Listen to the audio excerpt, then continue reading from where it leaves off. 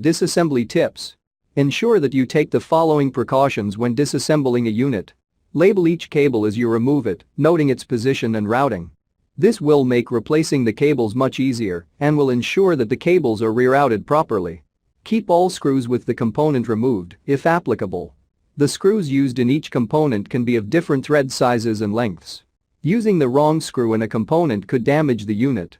If the unit contains light-sensitive components such as motherboard, memory module, CPU, hard disk drive, graphic card, store the component in its original ESD packaging to avoid damage.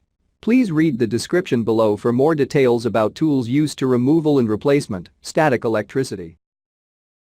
Note: the following video depicts a specific configuration of the notebook.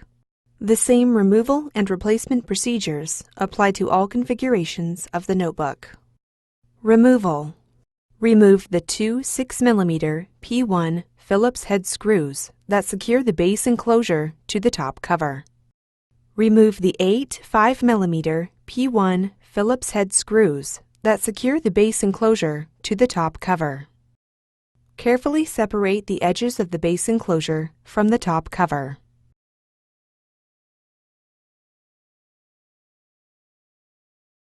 Remove the base enclosure. Replacement. Place the base enclosure into position on the top cover. Apply pressure to the edges of the base enclosure to snap it into place. Replace the 8 5mm P1 Phillips head screws that secure the base enclosure to the top cover. Replace the two 6mm P1 Phillips head screws that secure the base enclosure to the top cover. Thanks for watching. Please click subscribe for more videos and weekly updates.